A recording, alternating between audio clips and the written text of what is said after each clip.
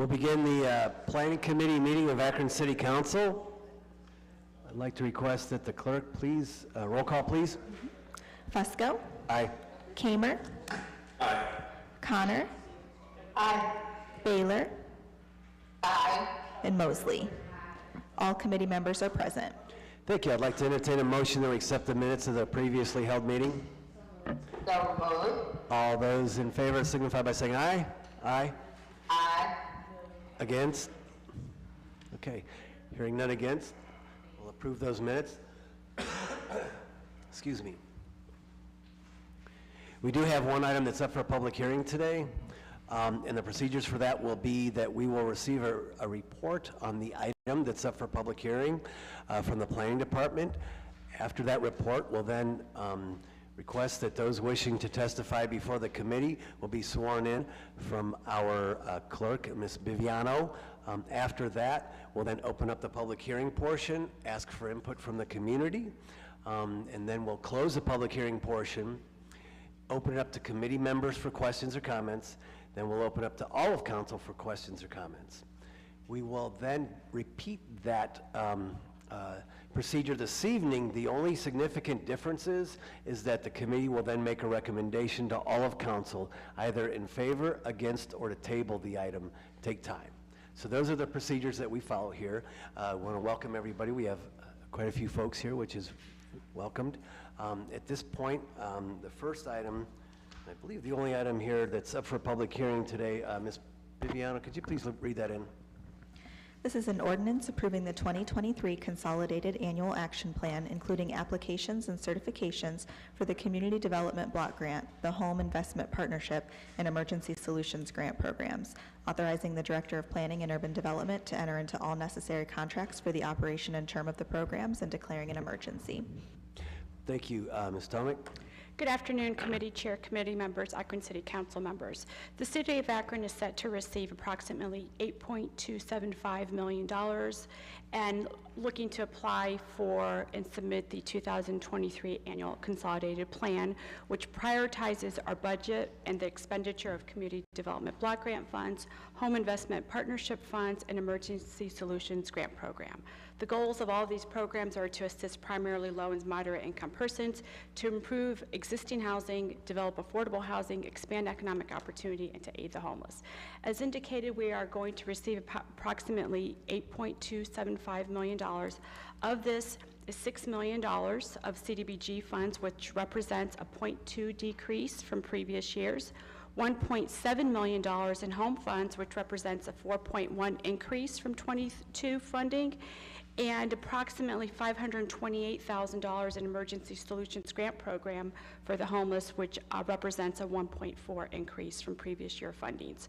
With these funds, we are recommending the continuation of the Akron Housing Program to support the lead housing program, roofing program, continuing to support new housing construction, improvements to parks and community centers, supporting our nonprofit CDCs, supporting the minor home repair program, supporting our community services program, continuing support of Great Streets program. The consolidated plan strategy narrative includes describing the housing needs of low-income individuals, families, and homeless families and those with other special needs. The consolidated plan represents 1 year of a 5-year plan. This will be year 4 of our 5-year plan. And with that, we recommend approval. Thank you. Thank you for your comments. At this time, I'd like to ask anyone who wishes to testify before the committee this afternoon to please be sworn in by our clerk, Sarah Biviano. Yes, if you're here in chambers, could you please raise your right hand? If you're here, I see you already have online. Thank you. Do you swear or affirm that the testimony you give will be the truth? If so, please say, I do. I do. Thank you. Thank you. We'll now open up the public hearing. I do realize that Ms. Sivio had signed up previously, so I'd like to recognize her first, and then we'll go out and ask for comments in the gallery here. Sivio? Sure. Thank you, Chairman Fusco. Thank you, members of the Planning Commission, members of Council, city staff that are present. I am the President and CEO of Habitat for Humanity here serving Summit County. speaking in favor of continuation of year 4 into the consolidation plan. Habitat has been the recipient of home dollars over the years. We have built 31 homes using dollars through the home program, and we have 2 under construction right now that are using home dollars. We also were approved in the mayor's budget for $400,000 of home money, which will go toward a 16 home development to be started in the fall, which will be in Akron's North Hill neighborhood. And then we also have been the recipient of CDBG money as a CDC, both to do home repair programs as well as community space improvements. So again, we're fortunate to be able to serve individuals and families who want to live here in the city of Akron with new home construction, and then a good number of our aging in place families who want to remain in their home safely by being able to do accessibility modification and home repairs for them. So thank you for the opportunity to speak today. I greatly appreciate it. Thank you for your comments. We'll now open it up. If anyone wishes to speak before the committee at this time, if you could please provide for us your name and address. Thank you. Sure. I'm Jackie Hemsworth, and I'm the Executive Director of Access Shelter located at 230 West Market here in Akron. And I am also speaking in favor of the consolidated plan. Our organization has a long time been a recipient of ESG funds to support the operations of our emergency shelter for women and children. And it's definitely very important that this funding continues in our community to support all of that important intervention for women and children who are in crisis in terms of needing emergency shelter. I know it's a support to many other organizations, and so I hope that this organization would continue to support those funds. Thank you for your comments. Anyone else wishes to make comments? Good afternoon. Thank you for having me. My first name is Carla and my last name is McDay. I'm the founder and executive director of Harmony House. Harmony House is a nonprofit organization dedicated to helping homeless youth. So we are the only youth-specific shelter in Summit County. What we're asking, or what I would request today, is that we support especially the Emergency Solutions Grant. Those funds are the dollars that make it possible for us to keep our doors open. Especially during COVID, we were able to take care of many of our basic needs in terms of utilities and oversights for our shelters, much needed materials and household items, cleaning items during that time. So as Jackie stated, I am also a benefactor of those funds, and I just would request of this committee that you continue them. Thank you. Thank you.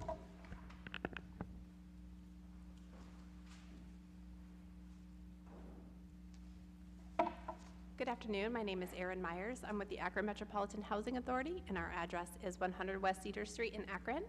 I'm here today to also speak in favor of the consolidated plan. AMHA has been the recipient of funds to support affordable housing in Summit County, and we'd like to continue to partner with the city on these.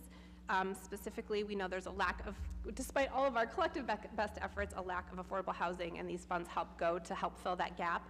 In addition, AMHA and the city as a partner received a Choice Neighborhoods planning grant for the Summit Lake neighborhood in 2020.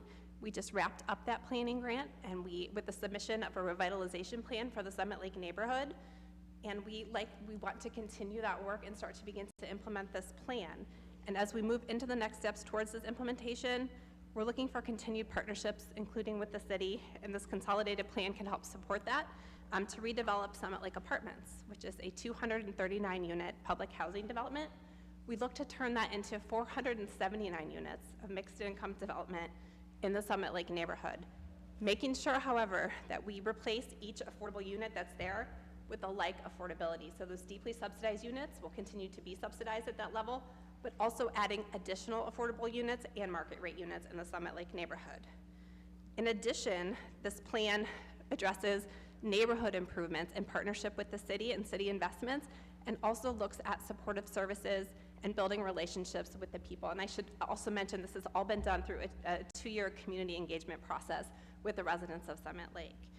We look forward to the city's continued support in this process, and we know that the consolidated plan and the funds that are distributed can help support this work that we're looking to do, and also help with our $40 million our application for a Choice Neighborhoods implementation grant, which is up to $40 million to help support this revitalization plan. Thank you for your comments. Thank you. Anyone else wishing to speak in favor or against or have questions reference the CDBG home ESG budget? Anyone else? Okay, very good. Thank you all for coming. We'll close the public hearing portion and open it up to questions or comments from any committee members at this time. Should there be any? Ms. Mosley? Thank you. Helen, can you speak a little bit to the Great Streets program? I see on here it says providing matching grants and loans to businesses. I thought we had gotten away from the matching part. We have gotten away from that matching part. We are going to be revisiting that in order to expand how far we can stretch those Great Streets dollars. We're going to be revisiting that, but for a short window, it has been eliminated. The matching grant part of it has. Okay. If you could get me some information on that. I know there was, it's just started going down the Arlington Street corridor, and I know there was some concern about a lot of those businesses not having the funds to match. And so if you could get me some information. Absolutely, yeah. Okay. And then the other one on here is this community gardening program. It says funds to improve vacant lots and turn them into vegetable gardens. How many lots are we talking about? Are these lots that could be buildable lots, or we're talking about the ones that are This is actually our ongoing Akron Grows program from 2004 or 5. We partner with Let's Grow Akron, and they manage that for us. I think we have 9 or 10 gardens out there. And so, yes, Let's Grow Akron solicits the applications. They do the pre-gardening work. I'm not a gardener, so I don't know the technical terms, but the post-gardening, and they also work with us for the watering as well. Okay. Other questions, sorry. That's okay. When we talk about housing and the city building housing, how many houses are we slated to build? So at this moment, I don't have that number, just depending on the RFPs that we have out there. So I Promise Housing is scheduled to be complete by the end of this month. So we're putting about 45 units online. Let's see, we also completed in partnership with Family Community Services. We completed the New Frontier Homes, which is scattered site housing for homeless individuals. We're also looking at perhaps some housing opportunities at the Blinn site in Ward 1, and perhaps looking at some opportunities for housing construction at Summit Lake. We have an RFP out right now looking to construct perhaps 6 to 7 new houses out there. And that's the ones that come to mind right now. Okay. I have a whole bunch of questions. I'll just email you. But my That's fine. last one is, when we talk about like Ms. McDay's program, she has a very unique program because it's the only one that's targeting, or our young people. There's over 2,000 houseless children in the Akron Public School systems. Is there any kind of relationship being built there so we can maybe partner with those families, or making sure that maybe Ms. McDay is being in touch with those families or with APS, because a lot of these kids are couch surfing while they're in school. So is there something that... So APS has a program with Project Rise. They offer tutoring programs, and so they have, they're in touch with the needs of the students, and they also have relationships with our shelters, so that can be the bridge between providing not only tutoring during the homeless episode, but also if the opportunity is needed, to refer them to shelter if needed.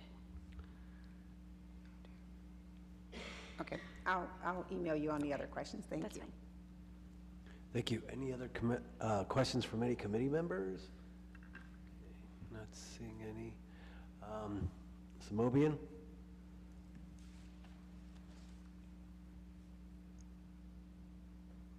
Thank you, Mr. Chair.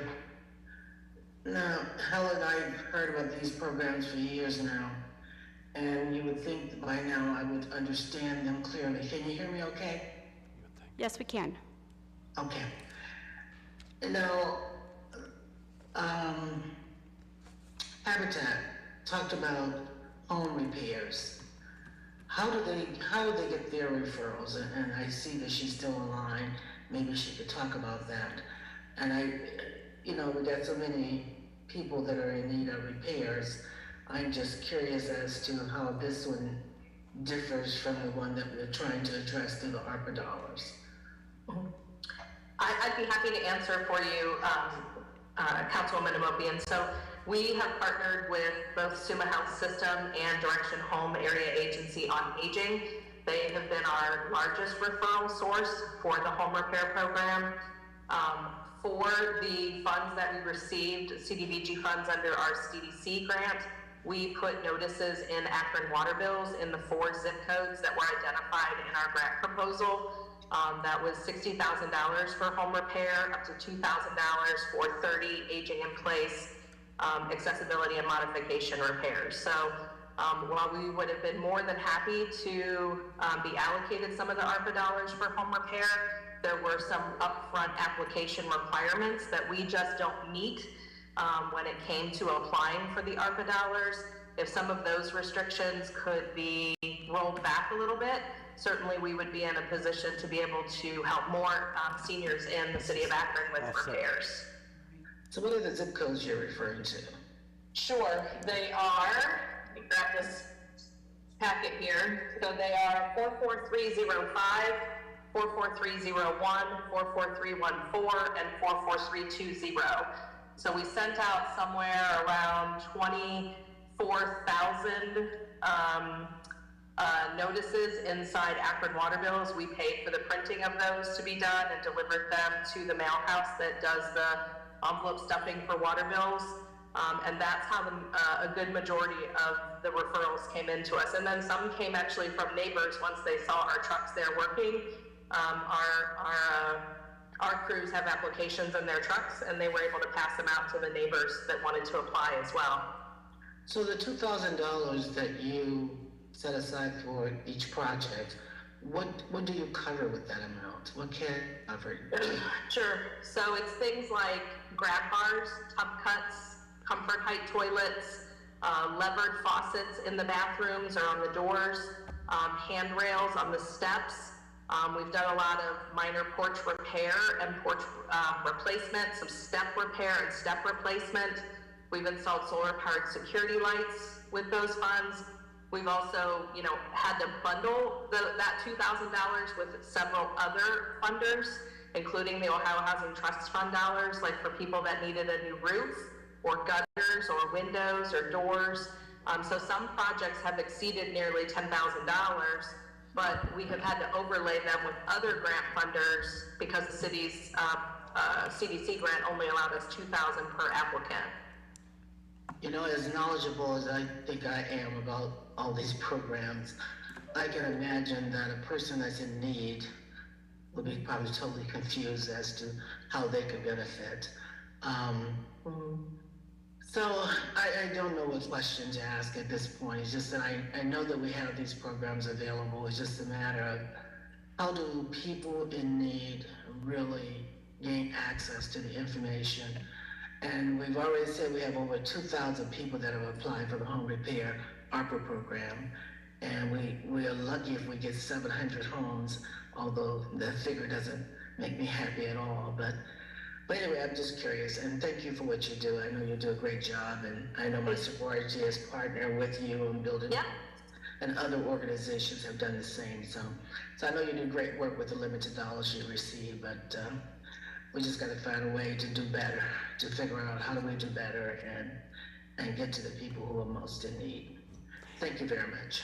You're welcome. Thank you. Nancy Holland? Thank you, Chairman Fusco. I would like to follow up on some of Councilwoman Amobian's questions. I'm interested in how the 4 zip codes were arrived at. Is this simply selecting 4 out of qualified census tracts?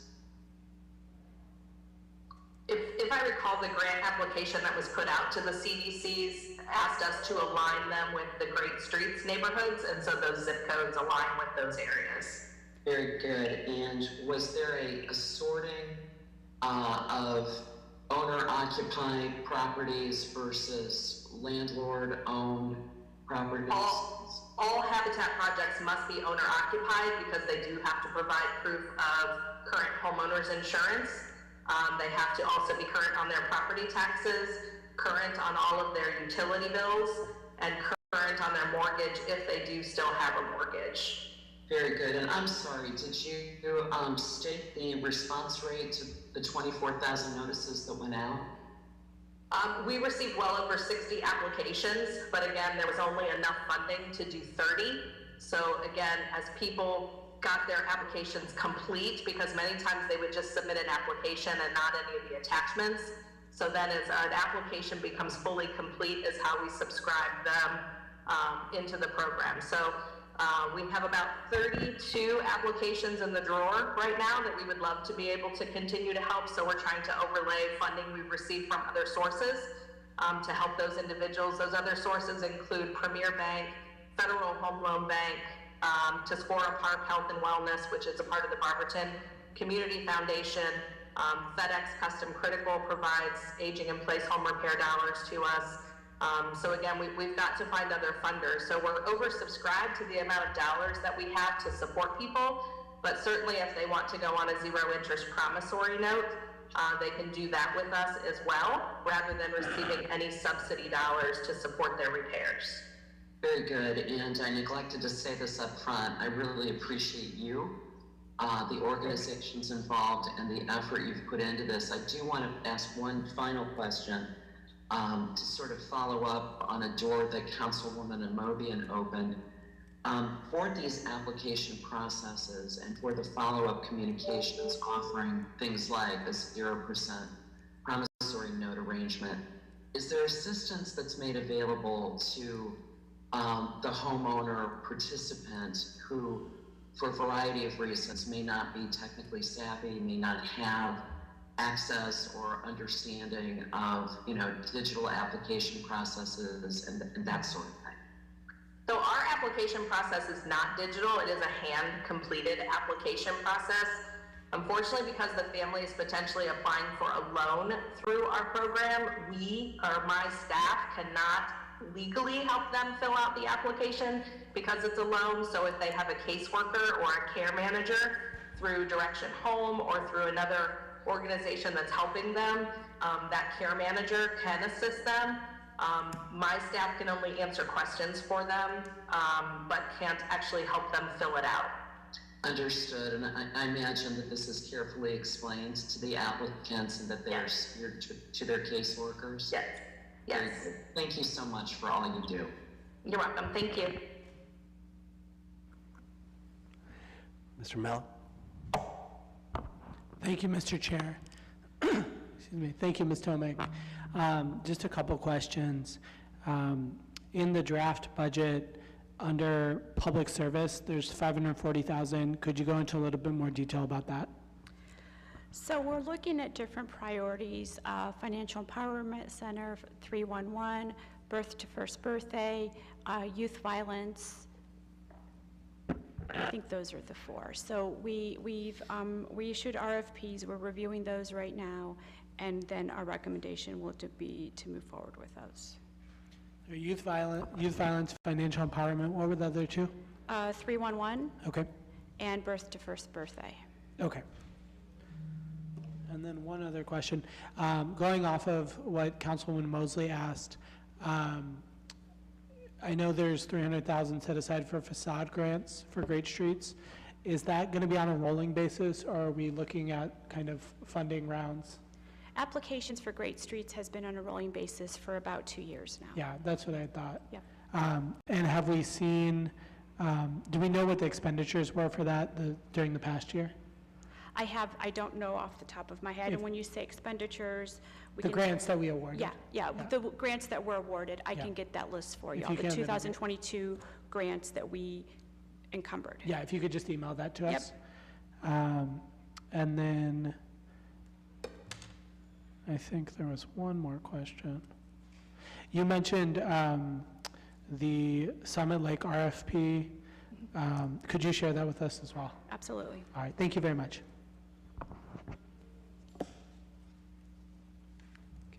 Very good. Ms. Mosley? Yeah. Helen, on page 5 of the waiver, demolition waivers, a few years ago, I met with Jason Segedy in regards to the demo waivers, and I know that they were going to set an amount that would be spent every year, but my question still remains the same. If we're demolishing someone's home or their garage, and the owner still retains the lot, I'm trying to understand why is that? Because this question came up probably when I was chairing housing, which has been a few years back. We were tearing down a development in Goodyear Heights. It was a pretty large-sized development, but they were going to allow the owner to keep the lot after we tore it down using city money. So I'm just trying to understand why we would tear someone's house down and still allow them to retain the lot. So 2 comments. One, we no longer tear down garages for free, so okay. we've removed that. Our thought process is with the demolition program that we are eliminating blight in the neighborhood. It is a safety concern, and if those houses are vacant and nobody's there to monitor it, it also encourages folks to move in, and perhaps especially some folks to move in without our knowledge, and it could be just a security concern. So our primary reason is removing blight from that neighborhood. So maybe we can unpack and talk a little bit more about, instead of just the vacant houses being torn down, because we have a lot of homes across the city that have, that are still standing in neighborhoods that have caught on fire, and they're still standing there. Maybe using those waivers for those owners to get those homes torn down seemed like it would be a better use of our funds instead of just tearing down a vacant house, because I know in my ward, I've got about 4 of them that I drive past at least once a week that are still standing there, have been standing there for quite some time, and I know there's always this rule about they've got to get in touch with the owner. But those homes, to me, seem like more of a safety risk in neighborhoods to our kids than the ones that are just vacant, which is blight. They're both blight, but one, to me, seems like more of a safety concern in those neighborhoods. So that's a little bit more detailed. I can reach out to Mr. Lash and Mr. Greger, Okay. and we can talk about that. Okay, thank you. Sean, did you want to? Thank you, good point. Anyone else? Okay, not seeing anyone else. We'll invite you all back this evening at 7 o'clock. We will basically replicate what we had done here this afternoon, other than the only major difference will be that probably not as many questions. However, we will make a recommendation to all of council, again, either in favor, against, or to take time, table an item. So thank you all for your input. We certainly appreciate it. Thank you for everything that you do as well. Thank you for all your hard work. Sure. Thank you all. Thanks. Okay, with that, we'll move on to the balance of the agenda, of which I'm going to recommend time. I believe we do have some items here that's under new legislation. Ms. Viviano, could you please read these in? Thank you. Item number 2 is an ordinance extending the conditional use granted to Pete Segedy to construct a detached garage at 60 East Dresden Avenue for a term of 1 year and declaring an emergency. Mr. Bowman? Yes. So Mr. Segedy, back in 2020, applied for conditional use to build the garage. Due to cost increase and the like over COVID, he was not able to get that done. He is looking to give another year to have that taken care of. My understanding is the ward councilman is in favor of extending the conditional use. Very good. Questions or comments? Is consent agenda okay on this, or is there a time Consent's fine. constraint? Very good. Short of any questions, is there a recommendation for consent agenda? Motion for consent. Second. All those in favor signify by saying aye. Aye. Against? Thank you. Next item. Item number 3 is an ordinance authorizing the purchasing agent to enter into an agreement or agreements without the formality of publicly advertising for bids with Woodsy's Music Incorporated for sound and lighting services for Lock 3, authorizing payment therefore and declaring an emergency. Mr. Volman? Yes, absolutely. So Woodsies has been providing these services, the electricity services and the like, to Lock 3 for some time now. I'm not exactly sure the number of years, but now with the discussion of Section 56 and bringing other things back to council, that we have not brought this back to council on an annual basis in the past. That is why we're doing so today. We are a bit under the gun because they've been assisting with the temporary stage, which, we're moving for Lock 3 for this summer. And, we do open up in the next couple, within a month, about within a month, we start doing concerts down there. And so we do need to get them under contract. I've talked, I thought that someone from Lock 3 was going to be here in case there were specific questions about the services, but this is something that we can, Greg is here. And this is something that we can, in the future, look to getting new proposals, quotes, et cetera, for future years. But this year, we're looking to have this passed. Very good. Thank you. Mr. Nyberg is here on this item? Yeah, if you had questions on the services they provide or, what. Particulars? Okay. Yeah. Very good. Questions from any committee members, council members? Mr. Malik? Thank you, Mr. Chair, and thank you, Mr. Volman. Yeah, I think I was just going to make the comment that you beat me to already, which is that I understand that we're under the gun for this, but I hope that for next year we can look at, increasing the competition for this. Yes, we can. I thank you. Very good. Thank you. Further questions or comments? Is consent agenda okay on this item? Would be great. Thank you. Okay, very good. Is there a recommendation for consent? Motion for consent. Is there a second? All those in favor signify by saying aye. Aye. Against? Very good. The ayes have it. Next item. Item number 4 is an ordinance authorizing the mayor to accept the Continuum of Care Planning Grant Funds with assurances and certifications with the U.S. Department of Housing and Urban Development, authorizing the Director of Planning and Urban Development to enter into all necessary contracts for the operation and term of the programs and declaring an emergency. Good afternoon again, committee chair, committee members. The City of Akron Planning Department, in partnership with the Akron-Barberton Summit County Continuum of Care, submitted and was awarded a Continuum of Care planning grant from the Department of Housing and Urban Development in the amount of $196,000. No city funds will be used for this initiative. All of these funds, 100% of the funds, are immediately contracted out to the Akron Continuum of Care for the administration of the Continuum of Care program as a whole. The Continuum of Care is now its own independent nonprofit 501c3. They monitor our Continuum of Care programming. They review and update the requirements.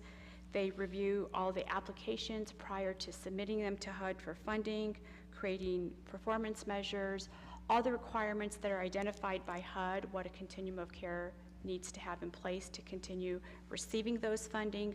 Our Continuum of Care does that work for us. So we are simply the mechanism to apply for the funds. The City of Akron receives it, and like I said, we contract out with the Continuum of Care. This is actually for 2023-2024 funding. Very good. Is the, you had mentioned our partners are Barberton and? Akron-Barberton Summit County Continuum of Care. Oh, Summit County as well, so it's everybody, it's everyone else. Correct. Okay, very good. Questions or comments, committee members, council members? Okay, very good. Consent agenda okay on this item? Yes, that's fine. Okay. Thank you. Consent agenda? Is there a Motion for recommendation? consent. Motion for consent. Second, all those in favor signify by saying aye. Aye. Against? Very good, the ayes have it. With that, we're concluded. Thank you. Our next committee of the day will be Public Service Committee, and it will begin at 2 o'clock. Those committee members are Mosley, Kamer, Holland, Lombardo, and McKittrick. Again, that's the Public Service Committee, and it will begin at 2 o'clock. Thank you.